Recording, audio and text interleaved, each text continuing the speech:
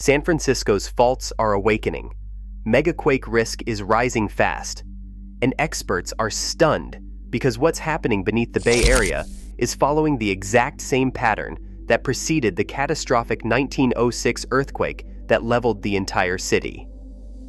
Picture a network of deadly fault lines that have been quietly building pressure for over a century, suddenly showing signs of life that have seismologists scrambling to update their worst-case scenarios. The Hayward Fault, the San Andreas, and the Calaveras are all registering unusual activity that suggests something massive is stirring deep beneath 7 million unsuspecting residents. But here's what's really terrifying, scientists. GPS stations are detecting ground movement that mirrors the stress patterns from 1906, while seismic sensors pick up micro-earthquakes clustering in areas that have been silent for decades. Even more shocking, the faults appear to be communicating with each other, creating a domino effect that could trigger a megaquake far more powerful than anything in recorded California history. Emergency planners are quietly updating evacuation routes and disaster protocols, while geologists debate whether they are watching a slow buildup or the final countdown to catastrophe. Are we witnessing the early warning signs of San Francisco's next great earthquake? Or has the big one already begun its deadly approach toward the most populated region on the West Coast? San Francisco's faults are awakening, megaquake risk is rising fast, and experts are stunned because what's happening beneath the Bay Area is following the exact same pattern that preceded the catastrophic 1906 earthquake that leveled the entire city. Picture a network of deadly fault lines that have been quietly building pressure for over a century, suddenly showing signs of life that have seismologists scrambling to update their worst-case scenarios. The Hayward Fault, the San Andreas, the Calaveras, all of them are registering unusual activity that suggests something massive is stirring deep beneath 7 million unsuspecting residents. But here's what's really terrifying. Scientists, GPS stations are detecting ground movement that mirrors the stress patterns from 1906, while seismic sensors pick up micro-earthquakes clustering in areas that have been silent for decades. Even more shocking, the faults appear to be communicating with each other, creating a domino effect that could trigger a megaquake far more powerful than anything in recorded California history. Emergency planners are quietly updating evacuation routes and disaster protocols, while geologists debate whether they're watching a slow buildup or the final countdown to catastrophe.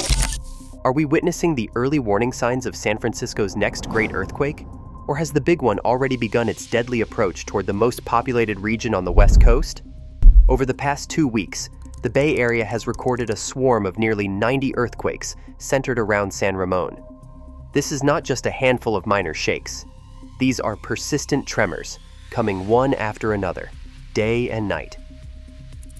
The strongest so far reached magnitude 3.8, a jolt strong enough to rattle windows, send pets running, and remind residents that the ground beneath their feet is anything but stable. Most of these quakes have come in below magnitude 3, but the sheer number is what sets this swarm apart. In just 10 days, the region has experienced more seismic events than some entire years in the past.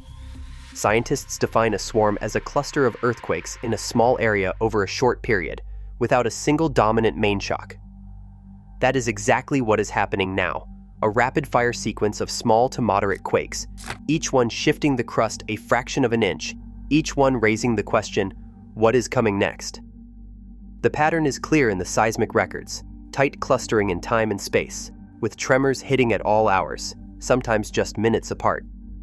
Residents from San Ramon to Danville have reported feeling repeated shaking, even as official alerts struggle to keep up. This is not the first time the area has seen a swarm, but the current burst is remarkable for its intensity and persistence. In previous years, swarms in this part of the East Bay would typically fizzle out after a few dozen events. This time, the count keeps climbing, and the largest quake so far, magnitude 3.8, stands as a warning that the system has more energy to release. For context, a magnitude 3.8 quake releases only a fraction of the energy of a major event, but when you add up nearly 90 tremors in a matter of days, the cumulative effect is impossible to ignore. Seismologists are tracking every jolt, logging each event's location, depth, and magnitude. The swarm's epicenter sits along the northern Calaveras Fault, a segment known for its complex behavior and history of similar episodes. While most of the quakes are too small to cause damage, their frequency and the fact that the sequence shows no sign of stopping have everyone on alert. This is not just background noise, this is a swarm, and it is rewriting the short-term seismic map of the Bay Area.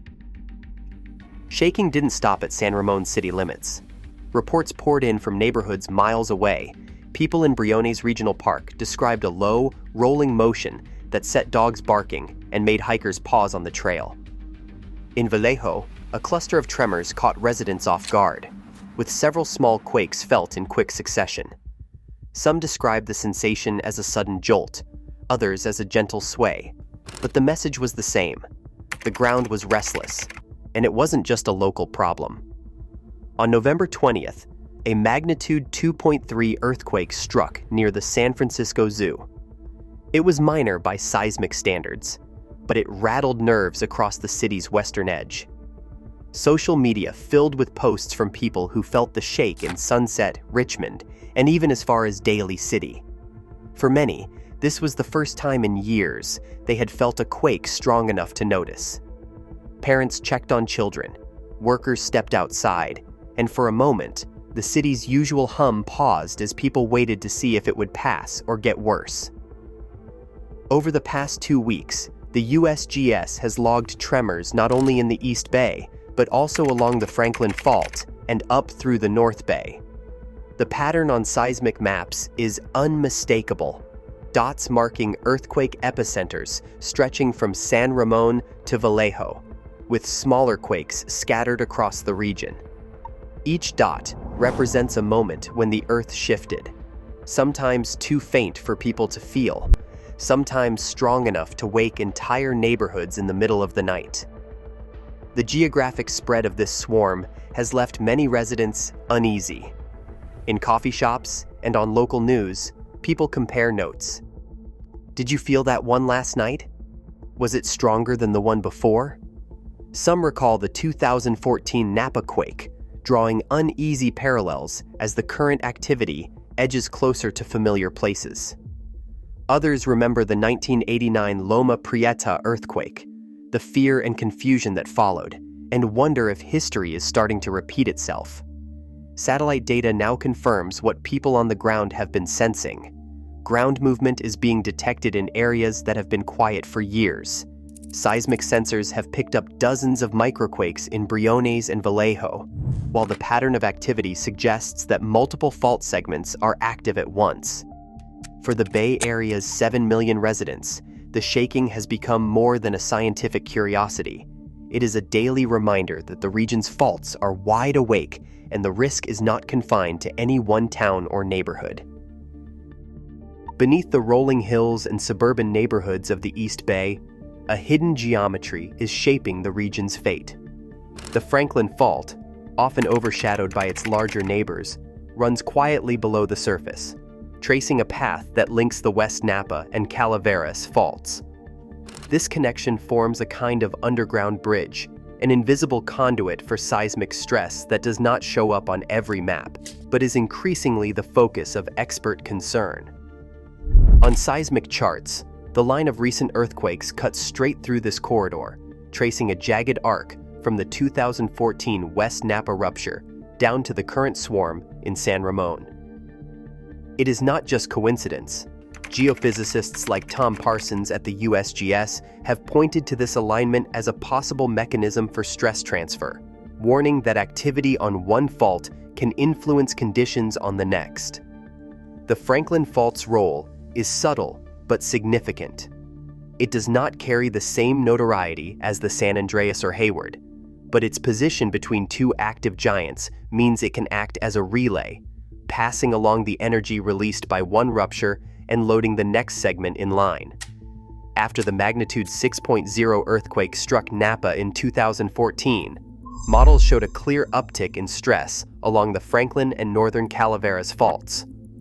Since then, micro-earthquakes have clustered along this bridge, suggesting that the region is not just experiencing isolated tremors, but a coordinated response to shifting pressures deep underground.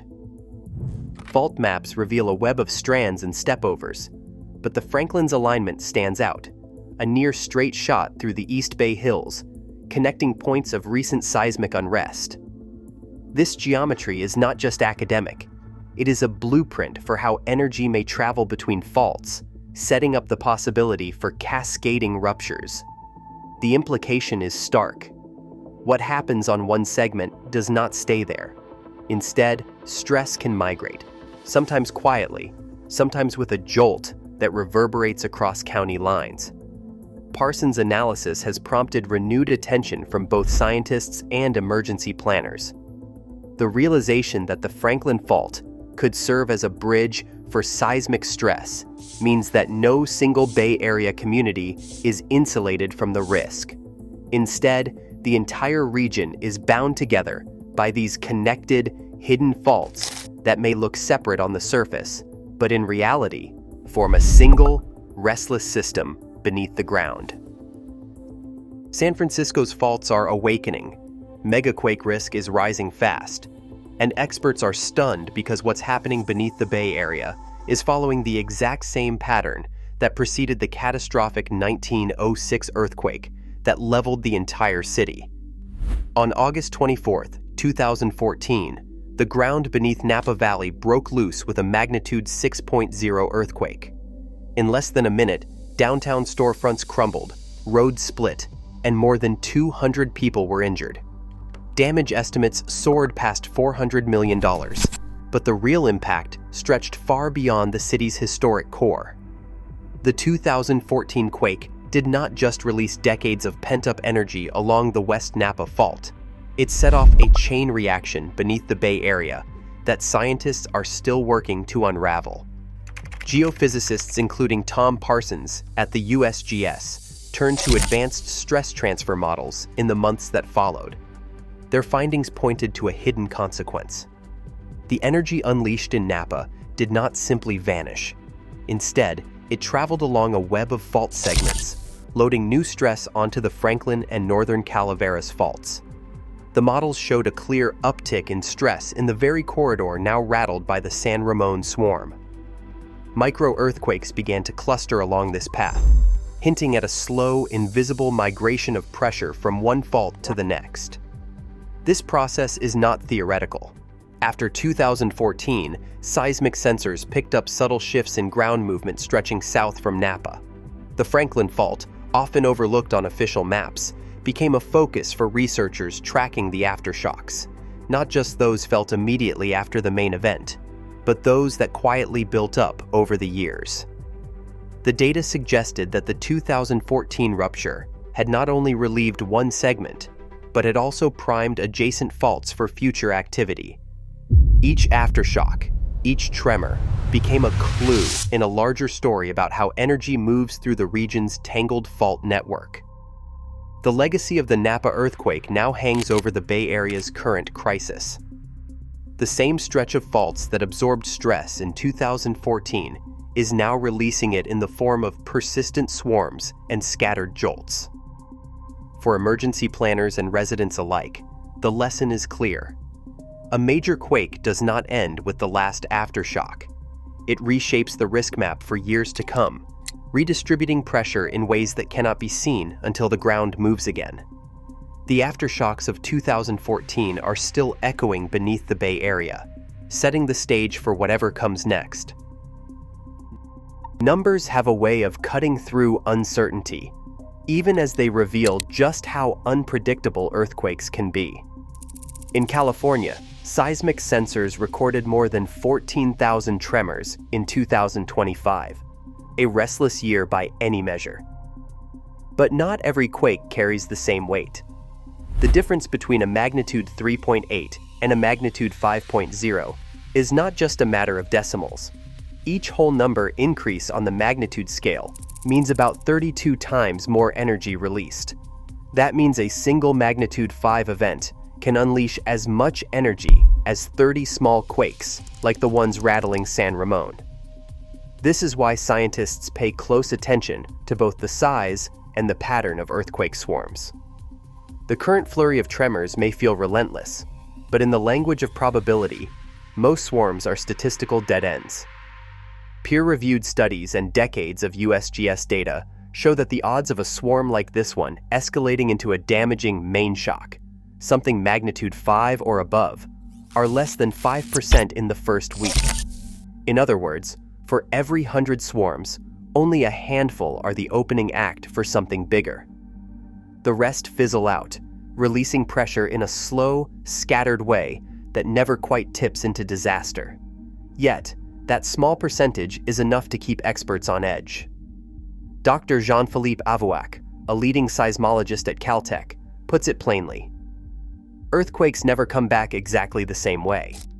Each one changes the stress in the crust, and that changes the odds for what happens next. The swarm in San Ramon is a classic case. Most likely, it is just the Earth's way of letting off steam. But the possibility remains, however slim, that these tremors are the warning shots before a larger rupture. Statewide, the background hum of seismicity is always present. On any given week, hundreds of tiny quakes ripple through California's crust, most too faint for anyone to notice. But when clusters like this one pop up in places that have not released major energy in years, the math shifts. Scientists run models, update forecasts, and watch for signs that the swarm is intensifying. If the cluster grows in strength or persists longer than a week, the risk can creep upward, even if it stays below that 5% threshold. The numbers are clear, but they do not offer comfort. They quantify risk, not certainty. For now, the swarm in the Bay Area is a statistical curiosity, one that fits within the restless baseline of California's geology. But with every new tremor, the question lingers. Is this just noise, or the opening notes of something far more dangerous? When a fault ruptures, the break usually spreads slower than the seismic waves it creates. But sometimes, under the right conditions, the rupture can outrun its own shock waves. This phenomenon, known as a super shear earthquake, is no longer rare. In recent decades, scientists have confirmed super shear ruptures in California, most notably during the 2019 Ridgecrest earthquake and the 1979 Imperial Valley event. Those quakes produced a concentrated burst of energy, a seismic equivalent of a sonic boom, amplifying ground shaking far beyond what standard models predict. For the Bay Area, the implications are stark. The San Andreas, Hayward, and Calaveras Faults each have long, straight segments, the perfect geometry for super shear speeds. If a rupture starts and accelerates past shear wave velocity, the resulting shock front can deliver ground motions up to twice as intense as those expected from a typical earthquake of the same size. That level of shaking is not just theoretical. It has been measured, and in places like Ridgecrest, it pushed buildings and infrastructure to their limits. Yet California building codes and hazard maps still do not fully account for super shear scenarios. Most structures in the Bay Area were designed using ground motion predictions based on slower ruptures. Hospitals, bridges, water mains, and the region's critical lifelines may not be ready for the extreme, pulse-like shaking a super shear event could unleash. Dr. Ahmed El-Banna, a leading earthquake engineer, warns that we now know super shear earthquakes are possible along our major faults, and that our codes and emergency plans need to catch up with the science. The uncertainty runs deeper. Many of the Bay Area faults are poorly mapped below the surface, and the true geometry of connections between segments, especially at depth, remains unresolved. That means the potential for a super shear rupture to jump from one fault to another, or to trigger a multi-fault cascade, cannot be ruled out. With the current swarm showing no sign of quieting, and with stress continuing to build, emergency planners face a moving target. One city official said they are updating protocols, but the science is changing faster than the regulations, and we have to plan for the worst while hoping for the best. For residents, the message is clear. Super shear earthquakes are not science fiction. They are a present and real danger. The best defense is vigilance. Stay informed, know your evacuation routes, and check that your home and workplace are as prepared as possible. The ground beneath San Francisco is restless, and the next rupture may strike faster and harder than anyone expects. Right now, the Bay Area's fault lines are shifting beneath millions of lives and billions in infrastructure. Emergency planners are rewriting protocols as real-time data exposes vulnerabilities no one can ignore. The next rupture is not a question of if, but when, and the window to act grows narrower with every microquake. Preparedness is no longer optional. Stay alert, stay ready. Your future may depend on it. Share your thoughts below.